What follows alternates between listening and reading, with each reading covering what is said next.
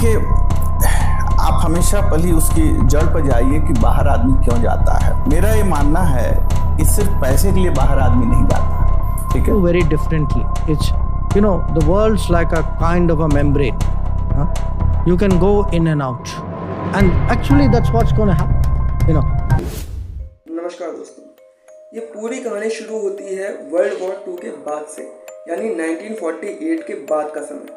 Basically ये world war 2 का वो समय था जब यूरोपियन कंट्रीज आपस में लड़ रही थी, और क्योंकि वो कॉलोनाइजेशन का टाइम था, इसीलिए यूरोपियन कंट्रीज ने जहाँ जहाँ जिस देश पर भी कॉलोनाइजेशन किया था वो कंट्रीज भी आपस में लड़ रही थी। इस वॉर में जितनी भी कंट्रीज इन्वॉल्व थी वो सभी कहीं ना कहीं नेगेटिवली इम्पैक्ट हुई, बट इसमें से एक देश ऐसा था जो इस समय को अपॉर्चुनिटी की तरह देख रहा था। उसने इस वॉर में डायरेक्टली इन्वॉल्व ना होकर just arms and ammunition supply किए और अपना प्रॉफिट बनाता गया, और वो कंट्री थी यूएसए। यूएसए कभी भी इस वॉर में डायरेक्टली इतना इन्वॉल्व नहीं हुआ कि उसको पर्सनली कोई नुकसान हो।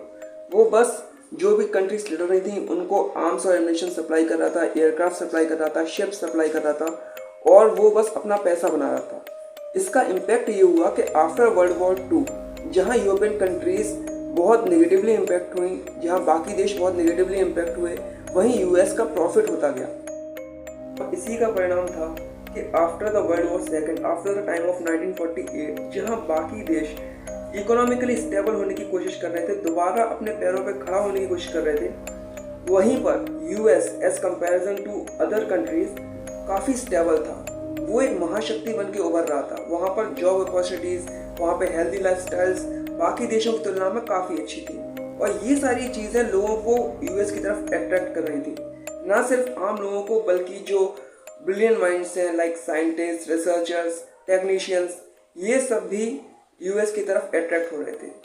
ये भी जाता है कि उस समय की यूएस गवर्नमेंट ने एक सीक्रेट प्रोग्राम लॉन्च किया था जिसका नाम था ऑपरेशन पेपर क्लिप। बेसिकली इस ऑपरेशन का मोटिव था कि जर्मन से 1600 साइंटिस्ट, रिसर्चर्स, इंजीनियर्स और टेक्नीशियंस को अपने देश में जॉब देना, अपने देश की तरफ अट्रैक्ट करना। क्योंकि वर्ल्ड वॉर 2 में जब यूएस ने देखा कि जर्मन की जो साइंटिफिक टेक्नोलॉजीज हैं वो काफ़ी एडवांस हैं, तो वो उससे काफ़ी इम्प्रेस हुआ था, और इसी चीज़ को ध्यान में रखते हुए वो वहाँ के जो ब्रिलियंट माइंड्स हैं उनको अपनी तरफ अट्रैक्ट करके उनको अपने यहाँ जॉब देना चाहता था, जिससे यूएस उन साइंटिस्ट और रिसर्चर्स की मदद से और भी ज़्यादा टेक्निकली एडवांस हो।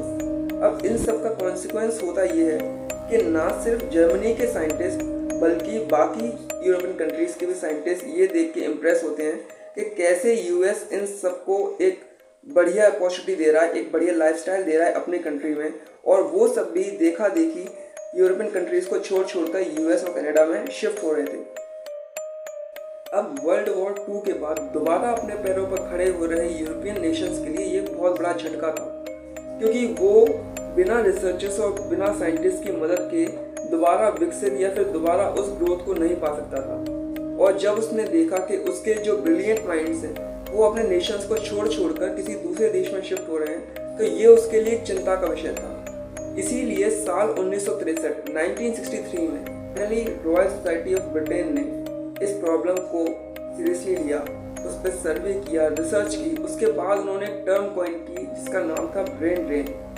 बेसिकली ब्रेन ड्रेन होता क्या है, इसकी एक डेफिनेशन दी थी organisation of economic cooperation and development ने, OECD, जिसके अकॉर्डिंग जब एक स्किलफुल वर्कफोर्स किसी दूसरे प्लेस पर जाती है अपने प्लेस को छोड़कर, उसको हम कहते हैं ब्रेन ड्रेन। अब यहाँ पे क्वेश्चन बनता है कि स्किल्ड वर्कफोर्स का मतलब क्या होता है। तो OECD ने इसको भी डिफाइन किया है। अकॉर्डिंग टू OECD, अगर किसी इंसान ने अपनी टर्शरी एजुकेशन कंप्लीट कर ली हो, दैट मीन्स अगर हम इंडिया के बिहाफ से बात करें तो अगर किसी के पास डिग्री है, अगर वो डिग्री होल्डर है, तो वो स्किल्ड वर्कफोर्स की कैटेगरी में आता है।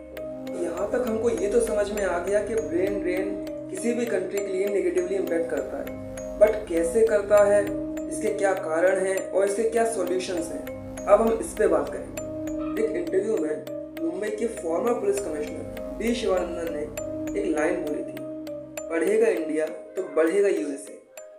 इसका मतलब था कि हम इंडिया में पढ़ तो रहे हैं, इंडिया में नॉलेज ले रहे हैं, इंडिया में स्किल ले रहे हैं, बट स्किल लेके ग्रेजुएट होके हम यूएसए जा रहे हैं, यूएसए की जो जायंट्स कंपनीज हैं उनमें सर्विस दे रहे हैं और उनकी तरक्की करवा रहे हैं अपने देश को छोड़कर।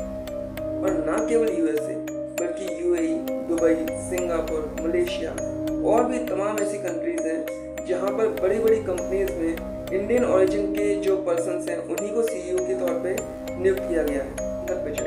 गूगल के CEO Satya Nadella, Microsoft CEO Shantanu Narayan, adobe के सीईओ और अरविंद कृष्णा आईबीएम के सीईओ, और ऐसे ही न जाने कितने नाम हैं जो हमारे देश में पैदा हुए, हमारे देश के ओरिजिन के हैं, जिन्होंने शुरुआत की जो शिक्षा है, शुरुआत की जो एजुकेशन है वो हमारे देश से ली और उसके बाद ये बाहर जाकर बाहर की कंपनीज में एक अच्छी पोस्ट पर, सीईओ की पोस्ट पर अपनी सर्विस दे रहे हैं। एक्चुअल में एक टाइम तक ये भी कहा जाता था कि हमारे जितने भी IITians हैं उनका एक पैर इंडिया में होता है और दूसरा पैर एयर इंडिया में।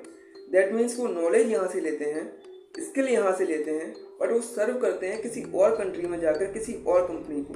अगर हम हमारे इंडिया की बात करें तो इंडिया में 2.5 million people per year shift हो जाते हैं इंडिया से किसी फॉरेन कंट्रीज में फॉर जॉब पर्पस और फॉर एजुकेशन पर्पस। इनफैक्ट 2011 से 1.6 मिलियन पीपल्स ने अपने इंडियन सिटीजनशिप रिनाउंस की है और किसी फॉरेन सिटीजनशिप को एक्वायर किया। जैसा कि हमने अब तक डिस्कस किया कि एक्चुअल में ब्रेन ड्रेनिंग होती क्या है, वो एक्चुअल में प्रोसेस कैसे करती है और उसके क्या क्या इम्पैक्ट पड़े थे इन द हिस्ट्री। जैसे 1948 के बाद, वर्ल्ड वॉर 2 के बाद जो सिचुएशन बनी थी यूरोप में, और यूरोप जब अपने पैरों पर दोबारा खड़ा हो रहा था तो वहाँ के साइंटिस्ट और रिसर्चर्स जैसे ब्रिलियंट माइंड्स अपने देश को छोड़कर, अपने यूरोप को छोड़कर यूएस और कनाडा जैसे देशों में शिफ्ट हो रहे थे। और उसके कारण भी हम डिस्कस किए थे, जैसे यूएस और कनाडा उस समय बाकी देशों की तुलना में ज़्यादा ग्रोथ ले रहे थे, ज़्यादा लाइफस्टाइल उनका अच्छा था, जॉब अपॉर्चुनिटी बेटर थी वहाँ पर। तो यही सारे कारण थे जिन्होंने जो साइंटिस्ट और रिसर्चर्स थे यूरोप के, उनको इंस्पायर किया कि वो लोग भी शिफ्ट हो जाएं यूएस और कनाडा जैसे देशों में। तो अब हम बात करें कि ब्रेन ड्रेनिंग होती क्यों है, उसके जो फंडामेंटल कॉजेज हैं वो क्या हैं। So on the basis of need हम उसके फंडामेंटल कॉजेज को 2 टाइप्स में कैटेगराइज कर सकते हैं, and that means pull factor and push factor.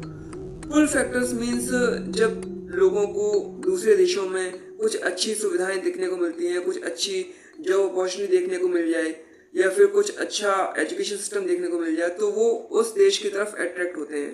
That's called pull factor. And कोई अपने देश में है और उसको उसके देश में वो फैसिलिटीज़, वो सुविधाएं प्रोवाइड नहीं हो पा रही या फिर उस तरीके से प्रोवाइड नहीं हो पा रही जैसी बाकी देशों में है, तो वो अपने देश को छोड़कर किसी और देश में शिफ्ट होना चाहेगा। ये होते हैं पुश फैक्टर्स।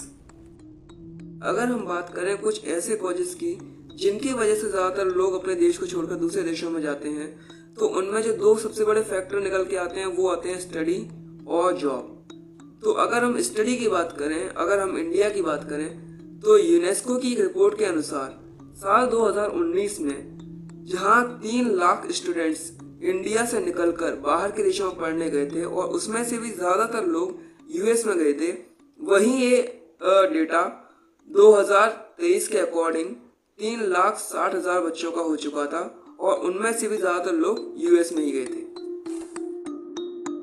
और अगर हम बात करें एम्प्लॉयमेंट के पर्सपेक्टिव से भी, तब भी हम ये देखते हैं कि चीज़ें काफ़ी हद तक सेम ही देखने को मिलती हैं, क्योंकि हम अगर बात करें इंडिया के और यूएस के कंपैरिजन की, तब हम देखेंगे कि यूएस की जो कंपनीज है वो अपने एम्प्लॉयज़ को ज़्यादा सैलरी प्रोवाइड करती हैं in comparison to Indian companies.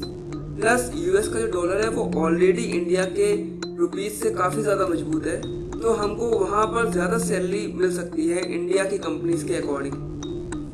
US में जो एवरेज सैलरी एक फ्रेशर की वो है $96,112। और अगर हम इस अमाउंट को इंडियन रुपीज़ में कन्वर्ट करते हैं तो 80 लाख के लगभग कुछ आता है। लेकिन वहीं अगर हम इंडिया की एक एवरेज सैलरी देखते हैं किसी फ्रेशर के लिए, तो वो है मात्र 2,76,000 के लगभग। तो ये जो ह्यूज जो गैप है वही एक मेजर कारण बनता है लोगों का अपने देश को छोड़कर किसी और देश में जाकर वहाँ काम करने का। अब इन दोनों फैक्टर्स के अलावा भी कई सारे फैक्टर्स हैं, जैसे कुछ लोग बाहर की देशों की लाइफस्टाइल से अट्रैक्ट हो जाते हैं, कुछ लोग बाहर के देशों के जोग्राफिकल फैक्टर से अट्रैक्ट हो जाते हैं। बट द क्वेश्चन इज, क्या ब्रेन ड्रेन सही है या गलत है? अब जैसे कुछ लोग कहते हैं कि ये भी अच्छा है कि हमारे देश के लोग बाहर जा रहे हैं, बाहर के देशों में तरक्की कर रहे हैं, हमारा ही नाम रोशन कर रहे हैं, जैसे सत्या नडेला हो गए, सुंदर पिचाई हो गए। अगर पॉलिटिकल लीडर्स की बात करें तो ऋषि सुनक हो गए और कमला हैरिस हो गई। तो ये लोग बाहर जाकर एक अच्छे पद पर हैं और हमारे देश का नाम ही रोशन कर रहे हैं। बट कुछ लोगों का मानना ये भी है कि ये जो ब्रिलियंट माइंड्स हैं, ये जो बाहर के देशों में जाकर इतना नाम कर रहे हैं, इतना देश का नाम आगे बढ़ा रहे हैं, ये लोग देश में रहकर भी ये सारे काम कर सकते थे। जैसे कुछ लोग हैं, जैसे सुंदर पिचाई जी हो गए, सत्या नडेला जी हो गए, या फिर और भी कई सारे लोग हैं जो अलग अलग कंपनीज में, फॉरेन कंपनीज में जाकर CEO की पोस्ट पर आज बैठे हैं। वो लोग अगर इंडिया में रहते, इंडिया में खुद की कंपनी खोलते, या फिर सरकार इनको सपोर्ट करती, या फिर उनको ऐसा एनवायरनमेंट मिलता, तो ये इतनी बड़ी बड़ी कंपनीज, इतने बड़े बड़े जायंट से हमारे देश में ही ओपन कर सकते थे, हमारे देश को और आगे ले जा सकते थे। सो दोनों ही डिबेट्स हैं, दोनों में ही कुछ अच्छे पॉइंट्स हैं। बट अगर हम बात करें ब्रेन ड्रेन के नुकसान के बारे में, तो वो ब्रेन ड्रेन के फायदे से ज़्यादा हैं। जैसे अगर हम, ठीक है, फ़ायदा हो गया कि हम बाहर के देशों में गए, वहाँ से पैसा कमाया, हमने भारत में भेजा, तो एक रेमिटेंस के तौर पर वो एक भारत की ग्रोथ को दर्शाता है। बट अगर हम ब्रेन ड्रेन की इस तरह बात करें कि हमारी जो स्किल्ड फोर्स है वो बाहर जा रही है, तो हमारे जो कंपनीज हैं, हमारी जो इंडिया में जो कंपनीज हैं, उनको स्किल्ड फोर्स की शॉर्टेज पड़ती है।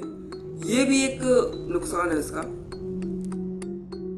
हमारा जो एक सपना है कि हम भारत को 5 ट्रिलियन इकोनॉमी बनाएंगे, और आज के टाइम में जहां हम फास्टेस्ट इकोनॉमिक ग्रोइंग कंट्री हैं, उसमें ब्रेन ड्रेन एक बहुत बड़ा हर्डल है। क्योंकि ब्रेन ड्रेन जहां अपने साथ स्किल्ड फोर्स को ले जाता है, वहीं जो इंडियन कंपनीज हैं, जो अभी स्टार्टअप्स हैं, जो ग्रो कर रहे हैं, उनको जो स्किल्ड फोर्स की ज़रूरत होती है, वो नीड उनकी फुलफिल नहीं हो पाती, और वो फिर आगे जाके हमारे जो इकोनॉमिक एस्पेक्ट्स हैं उनको इम्पैक्ट करती है। ये बात भी सच है कि बाहर जितने लोग जाते हैं, जितने लोग बाहर फॉरेन कंपनीज में काम करते हैं, वो लोग जब पैसा इंडिया भेजते हैं तो वो पैसा इंडिया को एज अ रेमिटेंस के तौर पे काम आता है।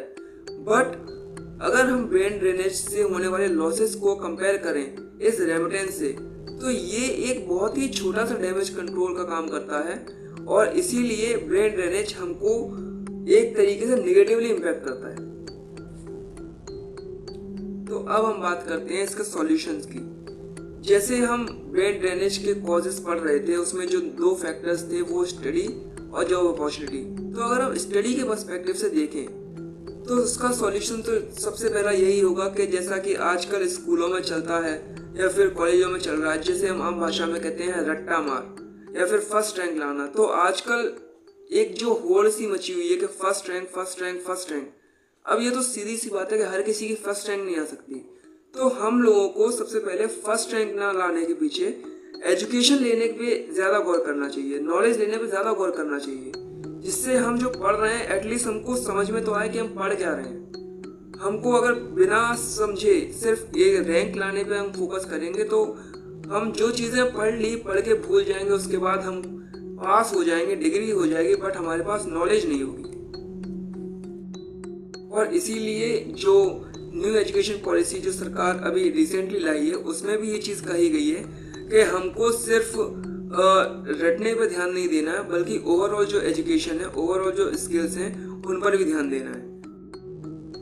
और अगर हम बात करें अपने दूसरे फैक्टर की, यानी जॉब अपॉर्चुनिटी की, तो उसके लिए भी जो न्यू एजुकेशन पॉलिसी है उसमें ये साफ साफ आ गया है कि जब आपकी स्टडी कंप्लीट होगी, जब आपका हायर एजुकेशन कंप्लीट होगा, जब आपके पास डिग्री होगी, उसके साथ ही आपको स्किल जो ट्रेनिंग क्लास है वो आपको दी जाएगी, जिससे कि जब आपके पास हाथ में डिग्री हो, आप किसी कंपनी में जॉब ली जाए, तो उसके साथ ही आपके पास स्किल हो।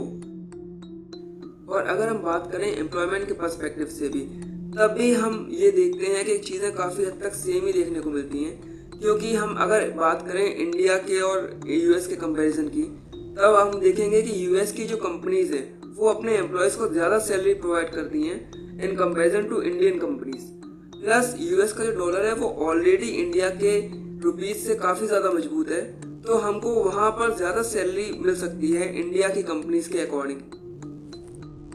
तो इन सारी बातों का जो कंक्लूजन निकलता है वो ये है कि हमारे जो लोग हैं, जो इंडियंस बाहर जाते हैं, बाहर की कंपनीज में काम करते हैं, या फिर बाहर बच्चे जो इंडियन बच्चे जो बाहर के स्कूलों में पढ़ते हैं, ओके दैट्स फाइन, बट हमें ये भी ध्यान रखना चाहिए कि ये सारी जो फैसिलिटीज़ हैं जिनके लिए हमारे लोग बाहर जा रहे हैं, अगर हम उन्हीं फैसिलिटीज़ को, उन्हीं अपॉर्चुनिटीज़ को हमारे देश में ही क्रिएट करें तो उनको बाहर जाने की ज़रूरत ही नहीं होगी।